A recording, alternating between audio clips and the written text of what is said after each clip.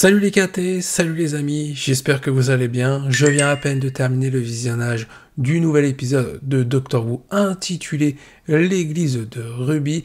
Et quel épisode! Déjà, il mettait en avant le nouveau docteur, Ncuti Gatwa, qui incarne la 15e incarnation de ce docteur, et il mettait surtout en avant sa nouvelle camarade pour ses futures aventures, interprétée par Millie Gibson, et ce personnage s'appelle Ruby Sunday. Et l'épisode, il est surprenant, il est intriguant, mais qu'est-ce qu'il est émouvant par rapport à l'histoire du docteur qui s'entremêle, qui s'entrechoque avec celle de Ruby. Et c'est pour ça aussi qu'il y a cette alchimie qui se forme entre les deux, parce qu'au final, ils vivent la même chose. Ruby cherche des réponses sur son passé, sur ses origines, par rapport à qui sont ses parents, qui est sa mère, qui est son père, parce qu'elle a été abandonnée le jour de Noël, le jour de sa naissance. Et le docteur, par rapport aux récents événements qu'il a vécu, notamment lorsque c'était Jodie Whittaker qui interprétait le rôle, eh ben le docteur, il pensait avoir des acquis, il pensait venir de Gallifrey, il pensait être un seigneur du temps. Mais ça, c'était avant, ça a littéralement volé en éclats. Le docteur, c'est un enfant intemporel qui a été recueilli par les seigneurs du temps. À l'heure actuelle, lorsqu'on regarde cet épisode et dans la chronologie des événements de Doctor Who, le docteur ne sait plus qui il est au niveau de ses origines. Il ne connaît pas son père, il ne connaît pas sa mère, et il ne connaît surtout plus sa planète natale, donc ça change tout pour lui. C'est pour ça que cet épisode, il est très émouvant, parce que l'histoire de Ruby, c'est clairement un effet miroir sur l'histoire du docteur, par rapport à ce qu'il a vécu. Et là, le 15e docteur, interprété par Ncuti Gatwa, transmet parfaitement bien les émotions. On voit le docteur très émotif, très sensible, même fragile par moments dans cet épisode. On le voit pleurer par rapport à ce qui se passe autour de Ruby et par rapport au bébé qu'ils doivent protéger. Ce qui m'a vraiment frappé, c'est comment il a été mis en avant, ce nouveau docteur. Parce que dans le dernier épisode des 60 ans, alors qu'il y avait le 14e et le 15e docteur, le 15e semblait aller bien, comme s'il avait abandonné ses blessures du passé et qu'il avait tout cicatrisé. Et en gros, on nous avait expliqué que le 14e allait faire sa thérapie pour justement aller mieux, et que le 15e était le résultat de cette thérapie. D'ailleurs, le 15e avait dit au 14e qu'en gros, la psychanalyse d'un seigneur du temps se fait dans le désordre. Donc au final, on pensait vraiment, en tout cas c'était mon avis, je pensais vraiment que ce docteur allait aller vers l'avant, et c'est le cas, mais je pensais aussi que son passé allait pas forcément ressurgir. Alors c'est vrai que sur les épisodes de 60 ans, on mettait vraiment en avant le fait que le docteur a perdu des compagnons et qu'il a vécu des choses très graves. Pour le coup, c'est plutôt cet aspect-là que le 14e a dû refermer, parce qu'on voit que le 15e, il est vraiment touché par rapport à son histoire, par rapport à ses origines. Il n'a toujours pas digérer cette blessure. Il n'a toujours pas réussi à faire le deuil, trouver des réponses par rapport à ce qui s'est passé. D'où vient-il réellement? Ça, je pense qu'on va le découvrir très prochainement dans les futures saisons avec Ncuti Gatwa. Certainement, peut-être même dès la prochaine saison. Pourquoi pas? Mais j'ai beaucoup aimé que l'histoire entre Ruby et ce docteur s'entrechoque, s'entremêle, et ça résume parfaitement un peu cet épisode par rapport aux enjeux qui nous ont été présentés. Le docteur dit à un moment donné que les gobelins, pour réussir à faire leurs actions, ils vont plutôt se baser sur la coïncidence des histoires qui vont s'entrechoquer. Au final, ça résume la situation de Ruby et du docteur par rapport à ce que j'ai évoqué. Pour parler un petit peu de Ruby Sunday, donc la nouvelle compagne du docteur, que dire de l'alchimie qu'il y a avec ce personnage par rapport au docteur? Les deux acteurs, Millie Gibson et Ncuti Gatwa, je suis désolé, mais ça marche du feu de Dieu. Sur un premier épisode, ils ont mis tout le monde d'accord. Alors évidemment que les acteurs sont incroyables, mais l'histoire des deux personnages va faire que leur complicité va se renforcer par rapport au passé de tous les deux. Pour la première fois, je trouve qu'on a une compagne qui se met en valeur par rapport au docteur, c'est-à-dire que le docteur ne va plus forcément vers elle parce qu'elle peut être utile. Cette fois-ci, c'est elle qui va vers le docteur et qui va nous montrer qu'elle n'a pas forcément besoin du docteur pour prendre des risques et tenter des choses pour sauver ce qu'elle aime, et notamment protéger le bébé en question qui nous est présenté dans cet épisode. De plus, l'autre point fort pour moi, c'est la personnalité de ce que nous montre le personnage de Ruby Sunday. On la voit optimiste alors qu'elle a vécu un passé dont elle ne connaît pas ses origines. Elle est en quête de réponses, mais malgré ça, on voit qu'elle va vers l'avant, qu'elle prend la vie à pleine main, qu'elle n'hésite pas à croquer vraiment dans la vie. C'est-à-dire qu'elle est heureuse, elle est joyeuse dans ce qu'elle fait, elle aime vivre tout simplement proche de ses amis, proche de sa famille, sauf que ça cache aussi un petit mal-être puisqu'à côté, elle essaye le tout pour retrouver sa mère et donc retrouver sa famille. Sauf que ça ne marche pas et on voit par moments qu'elle est en train de craquer. Ça revient exactement, encore une fois, à ce que j'ai dit tout à l'heure. L'histoire du docteur, c'est la même chose. Il essaie d'être optimiste pour sauver les autres, pour être présent pour les autres. Sauf que par moments, il y a des coups de faiblesse, des moments de faiblesse. Et là, le fait d'avoir une compagne qui va être au même niveau que le docteur, les deux, ils vont évoluer avec l'apport de l'autre. Et ça, c'est utile. Pour une fois, on a vraiment quelque chose, même si le docteur a beaucoup plus de connaissances, beaucoup plus, on va dire, d'intelligence peut-être par rapport à l'univers. Là, limite, c'est secondaire. Là, au niveau relationnel, au niveau histoire, les deux sont sur le même piédestal. Et c'est parfait pour partir sur un renouveau. Parce que pour la première fois, l'une des premières fois, le docteur, même si auparavant ça avait déjà été fait, il avait toujours besoin par moment de ses compagnons. Là, on va voir vraiment que ça va toucher directement le point sensible du docteur. Donc les deux, ils vont évoluer au fur et à mesure avec l'appui de l'autre. Et ça, c'est très intéressant. En tout cas, cet épisode, pour moi, il a réussi son pari en termes de développement. Même au niveau de l'intrigue, l'épisode, il était plutôt sympa à suivre. Il y avait de tout, de l'action, de l'émotion, du retournement de situation. Mais en termes de développement, pour insister là-dessus, c'était top. Ça a mis parfaitement Ruby en valeur en termes de qualité par rapport à son passé. Ça a mis en valeur la personnalité du docteur. On le voit, comme je l'ai dit, émotif, on le voit à un moment donné sérieux, il tente des blagues alors que la situation est plutôt critique par moment.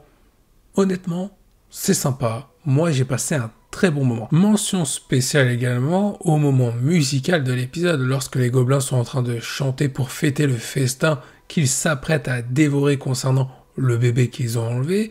Juste après, il y a le docteur et Ruby qui se mettent également à chanter pour faire diversion et permettre au docteur de s'enfuir avec Ruby.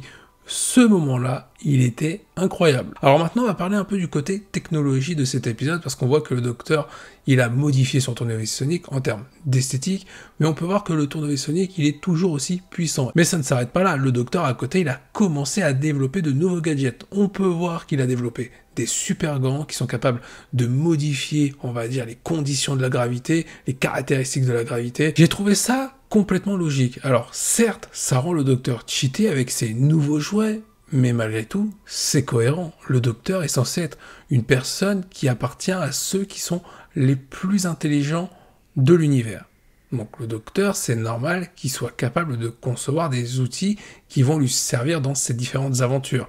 Et même auparavant, pourquoi le docteur n'a jamais fait ça? C'était quelque chose qui semblait illogique. Là, j'espère que ça va continuer dans cette voie sans aller dans la démesure totale, parce que ça peut être très cheaté à un moment donné si le docteur il a tous les outils de la planète et de l'univers pour s'en sortir. Dans cet épisode, j'ai senti vraiment l'envie d'aller vers l'avant, vers quelque chose de nouveau, de la part de Russell T. Davies, et on le sait. Cet épisode est censé être, on va dire, le premier épisode du reboot avec Ensuti Gatwa, mais malgré ça, en plus de vouloir aller vers l'avant, il conserve des éléments venant du passé. Le fait d'avoir un docteur très émotif par rapport à ses origines. Ça conserve parfaitement son passé, et j'espère que du coup, on aura la suite de tout ce qui se passe autour de ça, que le docteur arrivera à découvrir sa véritable famille. Parce que au final, les enjeux du 14e docteur, donc le docteur précédent interprété par David Tennant, c'était d'arrêter de courir, de se reposer et de se poser dans une vraie famille, ou plutôt dans une famille adoptive.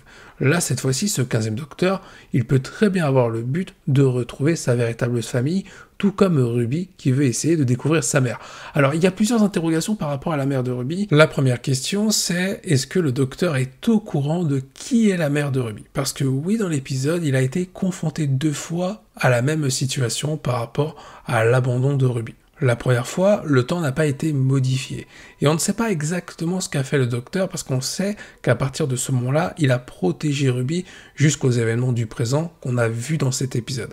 La deuxième fois, on a vu que lorsque le temps a dû être modifié à nouveau par le docteur pour réparer les bêtises des gobelins, on voit qu'il ne va pas vers la mère de Ruby. Mais peut-être que la première fois, il y a été. Donc il est au courant peut-être de l'identité de Ruby et pourquoi, s'il est au courant, il ne lui dit pas. Bien entendu, c'est évident que Ruby va découvrir ses origines à un moment donné. Alors, est-ce que ça peut être aussi la personne âgée, qui est donc la voisine de Ruby? Je pense que si ça avait été elle, le docteur l'aurait su, et donc il n'y aurait pas eu cette intrigue autour justement de la naissance de Ruby et de ses origines. Néanmoins, cette personne âgée semble intrigante. Alors, est-ce que c'était un peu le running gag de Russell T. Davies lorsque celle-ci nous a dit, est-ce que c'est la première fois que vous voyez un TARDIS en train de partir et de revenir, en train de voyager? On peut se poser la question. Si ce n'est pas un running gag, ça veut dire que cette personne est au courant de ce qu'est capable de faire un TARDIS. Elle sait quelle est l'utilité de cette fameuse boîte bleue. Est-ce que c'est le maître qui s'est réincarné, ou est-ce que c'est un autre adversaire que va affronter le docteur par la suite?